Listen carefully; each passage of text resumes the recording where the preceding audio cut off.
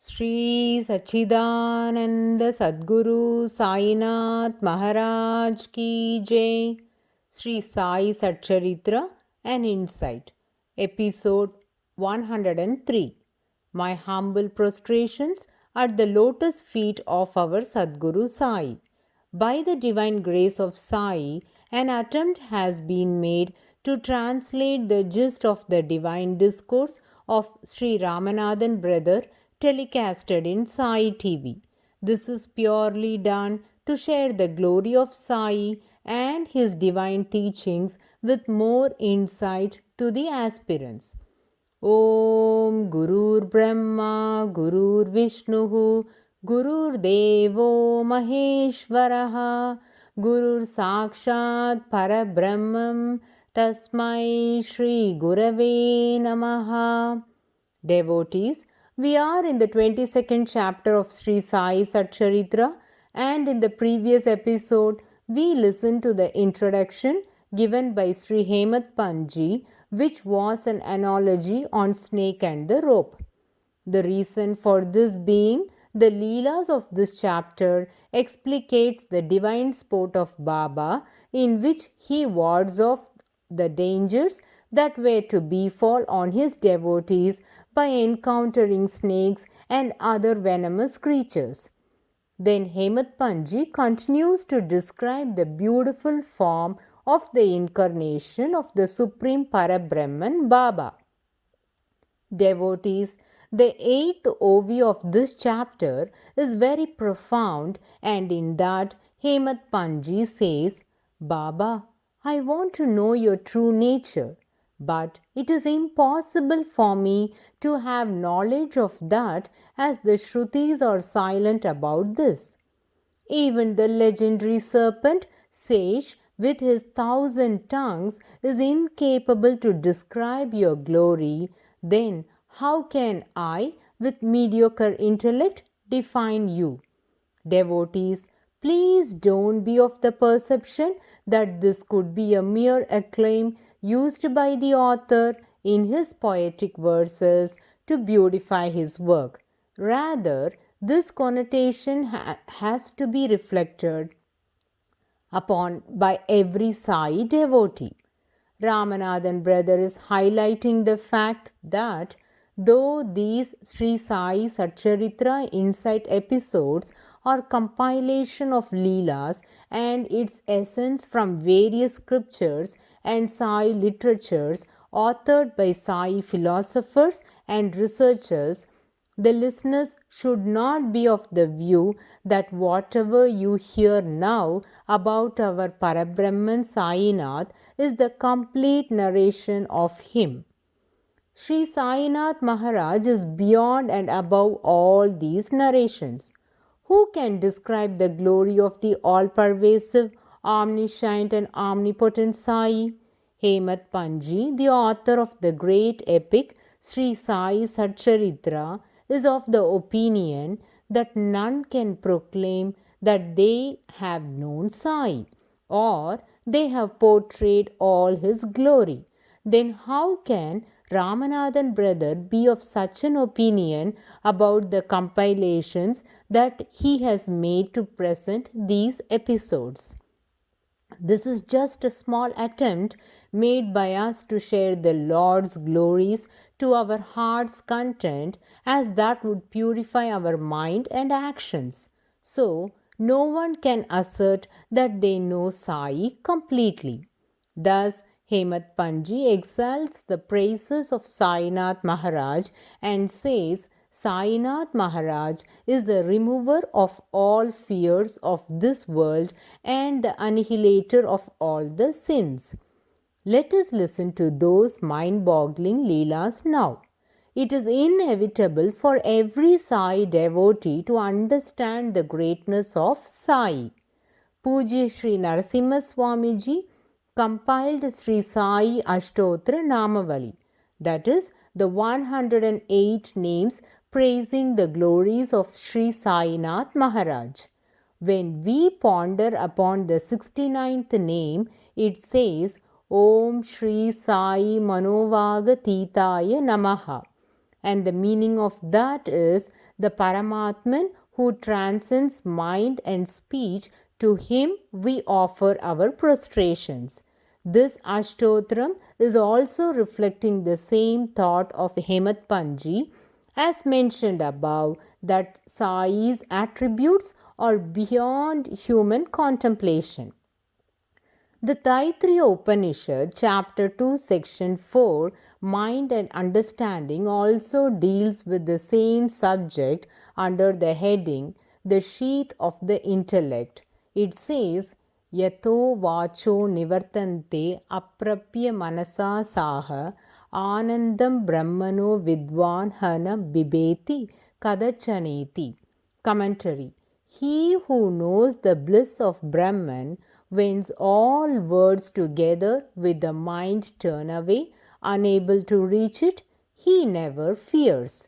Let's hear what Keno Upanishad chapter 1 sloka 5 has to say in this connection. Yad vacha nab yuditam ena vag abhyudyate tadeva brahmatvam vidinedam yad idam upasate. Commentary. What speech cannot reveal, but what reveals speech. Know that alone as Brahman, and not this which people worship here. In this, the Upanishad is expressing the inability of the ordinary mind to comprehend the true identity of the Parabrahman, who is indefinable, that which cannot be worded, but because of which the meaning of words exists, that which cannot be comprehended by the mind, and on the contrary, by which the mind comprehends. You realize that alone as Brahman, nothing that you worship. This again emphasizes the same truth that has been explicated by Hemat Panji in Sri Sai SATCHARITRA and Pujya Sri Narasimha Swamiji in Sri Sai Ashtotra Namavali. The end of the sloka means, understand that alone is the supreme truth, the self, the Brahman, and nothing that you worship here. What does this mean? Devotees, please focus on the meaning carefully. When it says nothing that you worship here, it doesn't mean that we should not worship God, but it means to understand that when you see all the images, they are basically and primarily only an aspect of the supreme reality. What remains then is the true Brahman, nothing that you worship here. Let us get back to understand the OVs of chapter 22, in which Hemat Panji describes the sitting posture of Sri Sainath Maharaj. We have noticed in Shiradi and in innumerable Sai temples the Pratima of Baba and might have observed Sai's sitting pose. It's a great pleasure to watch the sitting posture of Baba. He is sitting with his legs folded, the right leg held across the left knee. The fingers of his left hand are spread on the right foot. On the right toe are spread his two fingers, the index and middle ones. What is the significance of this posture of Baba? Why didn't Baba reverse this posture by placing the left leg across the right one? Though the meaning is not given in Sri Sai SATCHARITRA, let us contemplate on it now. Whatever I wish to share now might sound new to many, but those who have the knowledge of Agama Shastras can comprehend on what I am saying here. Agama Shastras is a manual for building temples, carving the statues of deities, the puja rituals that are followed in Sanatana Dharma. The sitting posture of the Divine Mother, that is, Goddess, is like that of Baba.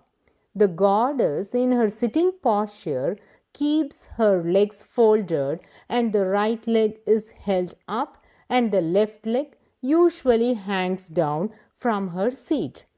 This posture of the God and the Goddess is very significant because this indicates that They are an embodiment of compassion. So, when devotees worship these forms, they are sure to be bestowed with the motherly love of the Supreme God.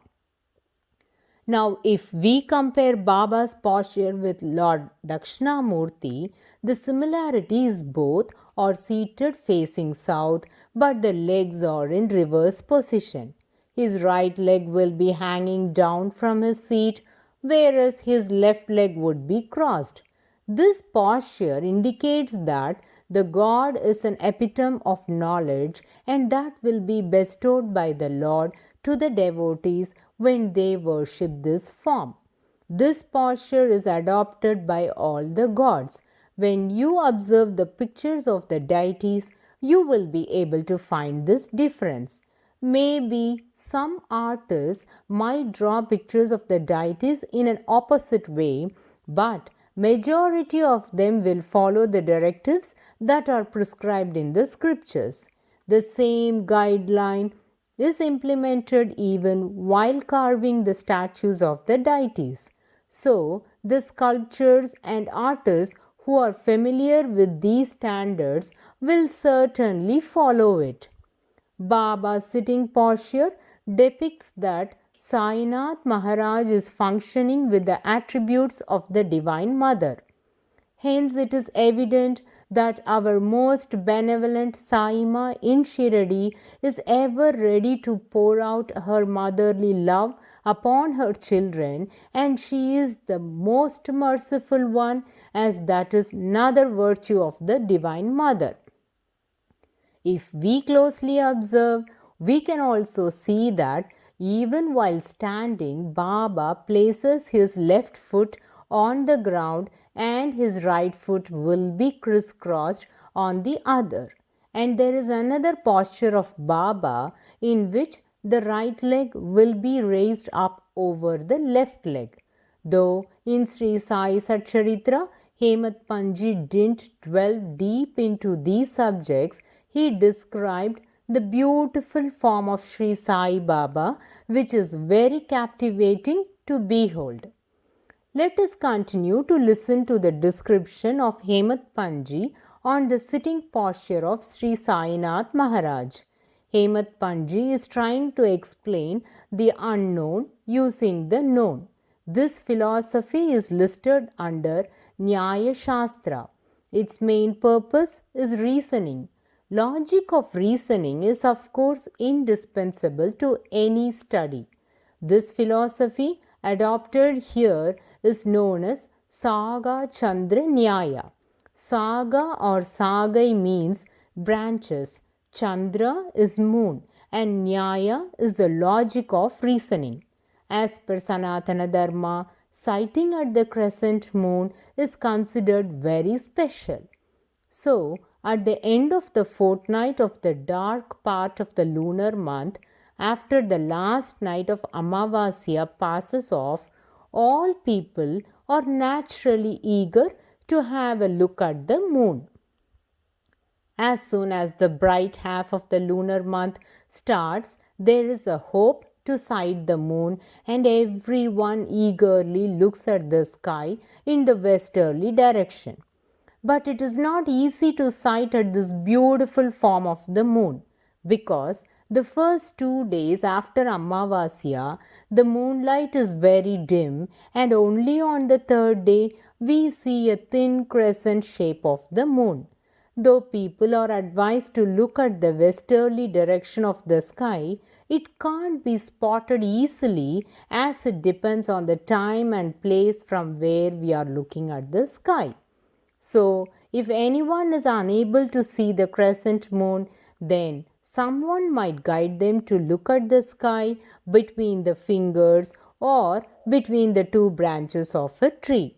Reason being, it's easy to lose sight of the moon, hence to put all your focus at one point, this strategy is adopted, and because of the moon illusion, the size of the crescent moon looks small and one can see it right at the spot between their fingers.